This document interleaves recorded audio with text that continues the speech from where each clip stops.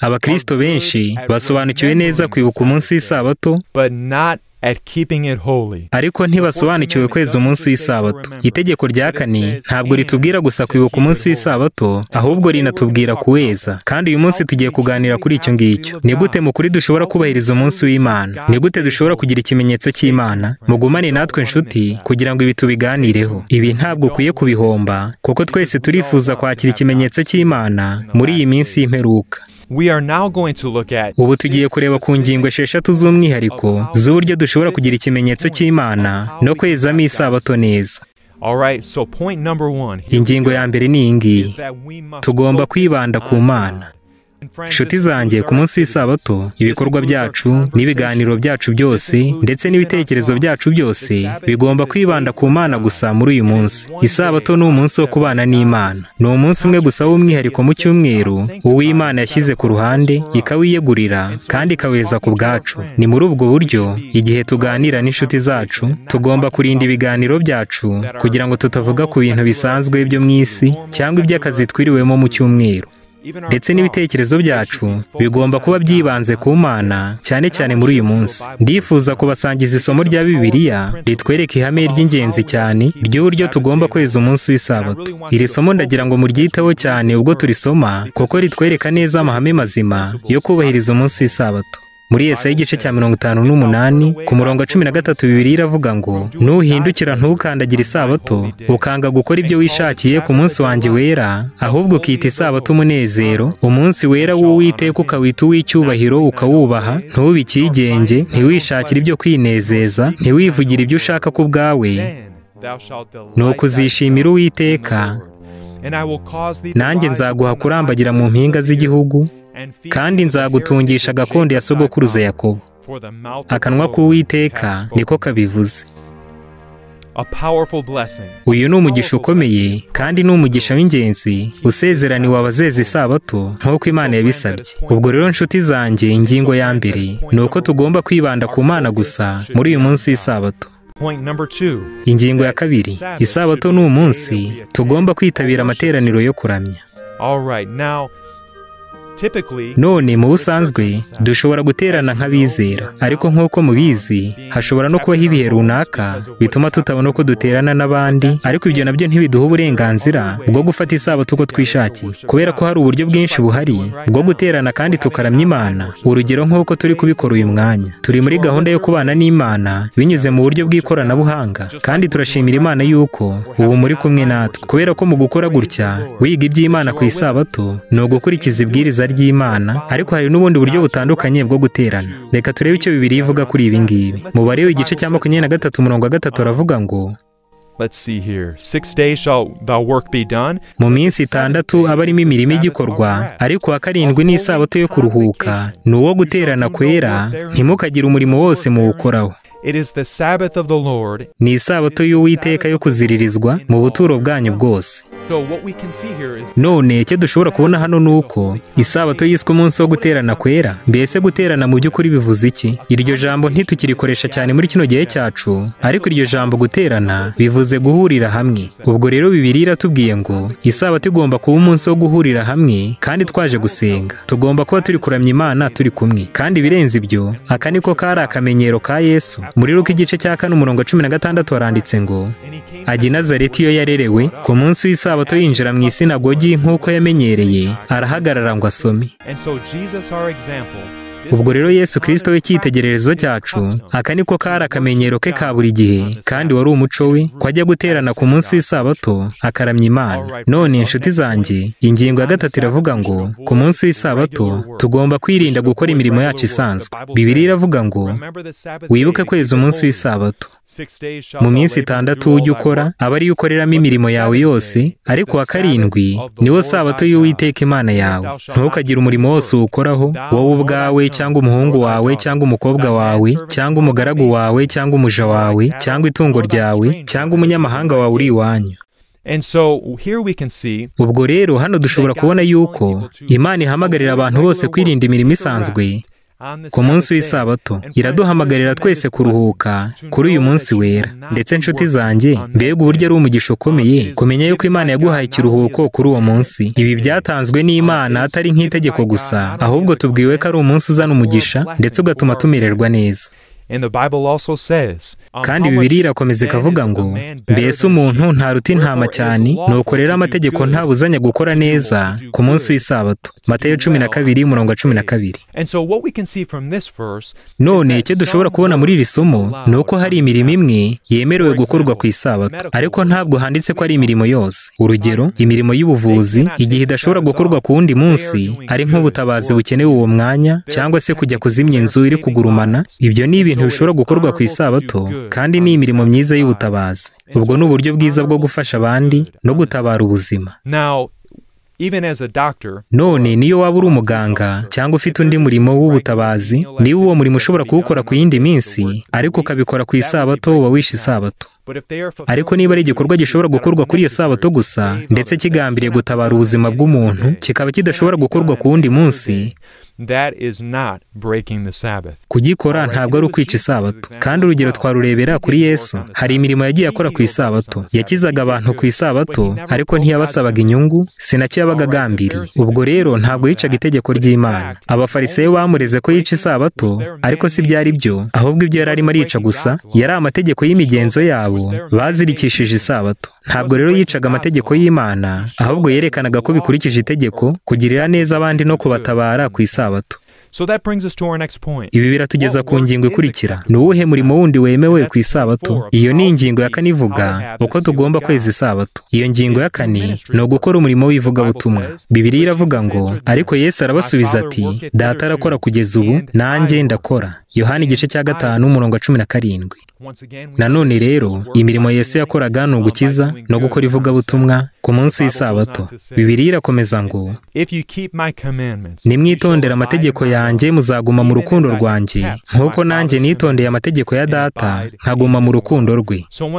Nanone rero, Yesu Kristo ntabwo yigeze yica amategeko ya Se, ayarimo n'isabato. Isabato ni umunsi mwiza wo kwiga ijambo ry'Imana no kuririmba indirimbo zera no kujya hanze tugafasha abababaye, haba hari urwaye, ari mu bitaro cyangwa ari mu rugo. Isabato ni umunsi mwiza wo kujya kumusura no kumuhumuriza. Ni umunsi mwiza wo guhaza abashonje no kujya kuririmbira abanyantege nke, kandi tubigisha ijambo ry'Imana tutabafasha mu by'umubiri gusa. Hari uburyo bwinshi bw'ivugabutumwa dushobora gukoresha ku munsi w'isabato. Mureke noneho tujye ku ngingo ikurikira y'uburyo dushobora kweza isabato mu kuri kugira ngo dushyirweho ikimenyetso. Iyo ni ingingo ya 5, iravuga ngo, Do not buy or sell. Ntugure cyangwa ntugurishe ku munsi w'isabato. Bibiliya ivuga kujya Nehemiya, kandi uyu ni umurongo muremure, ariko ndagira ngo dufatanye kuwusoma wose, kubera ko tugaragariza neza ihame ryo kwibaza niba tugomba kugura cyangwa kugurisha ku munsi w'isabato. Mureke turisome. Riri muri Nehemiya 13, kuva ku murongo wa 15 kugeza ku wa 21. Haranditse ngo,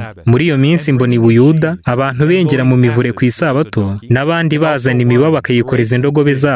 Mbona na vino n'inzabibu n'imbuto z'imitini n'imitwaro y'uburyo bwose bazanaga muri Yerusalemu ku munsi w'isabato. Nabaye umugabo wo kubashinja ku munsi baguriyeho ibyo kurya ku isabato. Kandi hariho abagabo b'i Tiro bazanaga amafi n'ibintu by'uburyo bwose bakagura n'Abayuda ku isabato muri Yerusalemu. Nuko ntonganya imfura zo mu Bayuda, ndababaza nti, ni iki cyabateye gukora icyaha gisa gityo mugasuzugura umunsi w'isabato? Ese ba sogokuruza banyu si uko babigenje, bigatuma Imana yacu ituzanaho ibi byago no kuri uyu murwa? Nimwumve icyo Nehemiya yavuze. Harakomeza ngo, Yet ye bring more wrath upon Israel by profaning the Sabbath. None namwe mugiye kongerera Abisiraheli uburakari muzira gusuzugura isabato. Nuko ku munsi ubanziriza isabato bugorobye, ntegeka yuko inzugi z'amarembo y'i Yerusalemu zikingwa, kandi ko zidakingurwa kugeza aho isabato ishirira, maze nshyira bamwe mu bagaragu banjye ku marembo, kugira ngo hatagira umutwaro wose binjiza ku munsi w'isabato. Maze abatunzi n'abagura ibintu by'uburyo bwose barara inyuma y'i Yerusalemu rimwe cyangwa kabiri. None nimwumve icyo Nehemiya yavuze ku bantu bashatse gukomeza kwica isabato, bagurisha cyangwa bakagura kuri uwo munsi wera. Ku murongo wa 21 haranditse ngo, mbabonye ndabashinja, ndababaza nti, ni iki gituma murara inyuma y'inkike? Nimwongera nzabafata.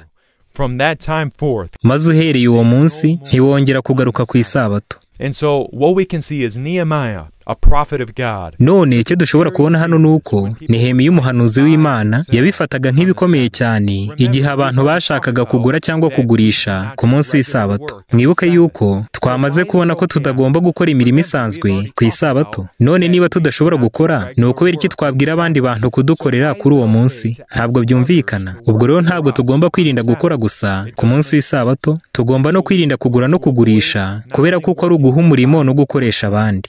All right, of course there's emergency scenarios. Ariko mu by'ukuri hajya habaho ibihe bidasanzwe aho ushobora kugira icyo ugura kubwo gufasha undi ku isabato. Niba hari umuntu uri gupfa cyangwa niba umuntu yashonje cyane ukaba umusanze ari mu muhanda adashobora no kugera mu rugo, ushobora kumugurira ibyo kurya.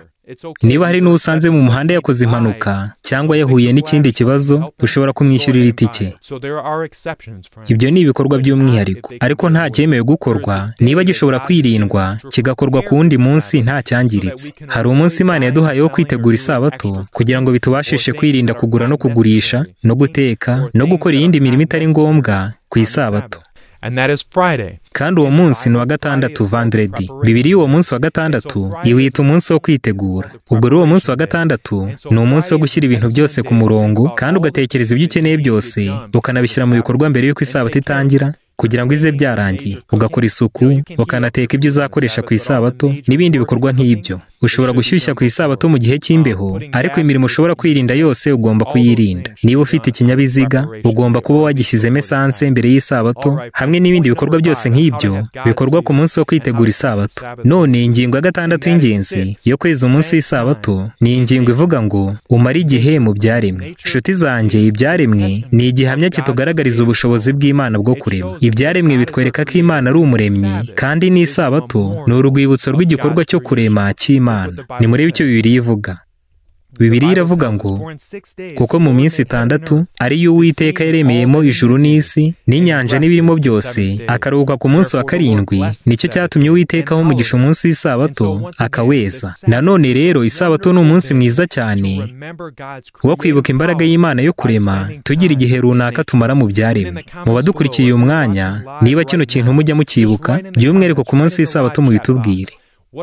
Mutubwire icyo mukunda gukora ku isabato muyubahiriza. Ahari mujya gusura imisozi, cyangwa mukajya ku mugezi, cyangwa mukajya mu ishyamba n'ibindi bitandukanye. Muze kutubwira icyo mukunda gukora ku isabato, cyane cyane mu masaha y'umugoroba musura ibyaremwe n'Imana. Kuri njyewe nagiye ngira amahirwe menshi yo kumara igihe mu byaremwe ku munsi w'isabato. Aya ni amafoto amwe yanjye nifuza kubasangiza kuri ibyo ngibyo. Iki ni igihe nari nakoze urugendo rumwe, nuko ngera kuri iyi sumo y'amazi, kandi ni ahantu heza hatuje. Nari kumwe n'abagenzi banjye batandukanye. Aha nari hejuru y'umusozi, ndi kumwe n'inshuti yanjye imwe yitwa Jane, n'undi wari uri kudufotora witwa McCain, dusura ibyaremwe n'Imana. Ino ni indi foto yanjye ku masaha y'umugoroba ku isabato, nari hejuru ku musozi muremure.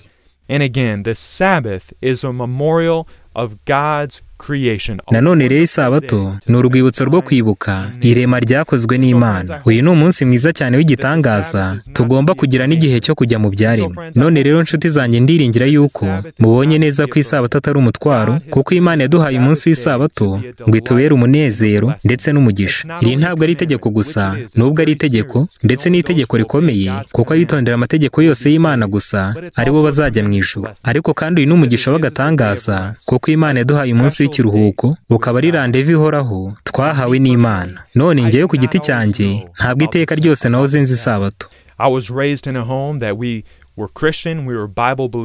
Nakuriye mu rugo rwa Gikristo kandi twizeraga Bibiliya, ariko nta byinshi nari nzi kuri yo, ndetse nasengaga ku cyumweru, nkakora imirimo yanjye yose isanzwe ku munsi w'isabato y'Uwiteka. Ariko nshuti zanjye, ndashimira Imana yuko yaje kumpishurira kuno kuri ntakubwiwe n'umuntu uwo ari we wese cyangwa itorero iryo ari ryo ryose, ahubwo nkubwiwe n'ijambo ry'Imana ubwaryo, binyuze mu kugereranya umurongo n'uwundi nk'uko turi kubikora uyu mwanya. Ndifuza kubasangiza bumwe mu buhamya bwanjye buto muri uyu mwanya turi kumwe. Nk'urugero, ino ni ifoto yanjye ndi mu mashuri yisumbuye. Benshi muri mwe mushobora kuba mutari muzi ibi ngibi kuri njye, ariko nakundaga gukina basikete mu mashuri yisumbuye, kandi mu kuri inzozi zanjye zari uguhinduka umukinnyi ukomeye muri uyu mukino wa basikete. Rero igihe kimwe mu buzima bwanjye naje kuza kumenya yuko isabato atari umunsi wo gukinaho imikino cyangwa kuyireba. nuko ndagenda ndiga, kandi Imana yemeza umutima wanjye, mbona yuko ari ukuri rwose. Ndetse nshuti zanjye, uyu wari umwanzuro ukomeye kandi watumye ngira agahinda kenshi, kuko inzozi nifuzaga kandi mbona ngiye kuzigeraho nazibujijwe n'umunsi w'isabato. Ariko namenye yuko kugira ngo ugumye kuba uwizerwa ku Mana no kugira ngo numvire amategeko yayo, nari nkeneye kureka iby'isi. Kandi ndashimira Imana yuko yanshoboje gufata uwo mwanzuro no kuwukurikiza. Wari umwanzuro mwiza cyane, none ubu mfite amahoro mu mutima wanjye yo kumenya ko nakijijwe n'Imana kandi kanshoboza kuyumvira. Nibyo ushobora kugira iyindi myitozo ukora ku yindi minsi, ariko njye naje kubona ko umukino wa basket utera ubwenge bwanjye guhora mu marushanwa no guhangana. Mbona ko bitandukanye n'inzira Imana inyifuriza, nuko nza kuwureka, kandi Imana yampaye umugisha. Ntacyo nayiburanye mu buryo bwose. None nshuti zanjye, reka namwe mbatera umwete. Yesu Kristo arakwinginga uyu mwanya akubwira ati, nimunkunda mwitondera amategeko yanjye. Imana iraguhamagarira kuba umwe mu bahabwa umugisha wo ku munsi w'isabato binyuze mu kuwubahiriza. Kandi tuzi yuko nitwubahiriza umunsi wayo, Imana nayo yatugeneye umugisha kandi izawuduha rwose. None inshuti zanjye, ndagira ngo mbatere uyu mwete kugira ngo mube bamwe mu bagize iri tsinda ry'abiteguye gusanganira Yesu Kristo ubwo azaba agarutse, mutari muri rya tsinda rizakira ikimenyetso cy'inyamaswa, ahubwo mukaba muri zakira ikimenyetso cy'Imana. Kandi Bibiliya ivuga iri tsinda muri aya magambo, Ibyahishuwe igice cya 14 umurongo wa 12, haranditse ngo, aha niho kwihangana kw'abera kuri, aha niho abitondera amategeko y'Imana kandi bafite kwizera kwa Yesu bari. Dushimira Imana kubw'ibi. None inshuti zanjye, niba aricyo cyifuzo cyawe uyu munsi, kandi niba ubonye neza ko isabato ari umutima w'amategeko y'Imana kuko ari itegeko rya kane, niba kandi ubonye neza ko uyu munsi wasuzuguwe n'abantu, ariko kikaba ari icyifuzo cyawe, wenda hari ku nshuro ya mbere, cyangwa wifuza kuvugururwa kugira ngo weze umunsi w'isabato nk'uko biri, niba kandi wifuza kwereka urukundo rwawe Yesu, ukurikiza icyitegererezo cye, unubahiriza umunsi we, ndakurarikira gusenga isengesho rivuga ngo, Uwiteka unshoboze kwitondera ibyo wategetse kugeza ubwo uzagaruka. Unandike uti, Mwami, mpisemo kubahiriza umunsi wawe w'isabato kandi unshoboze. Ibirenze ibyo iyi intego yawe, kandi nizeye yuko Imana izagushoboza. Dushimira Imana kubw'ibyo.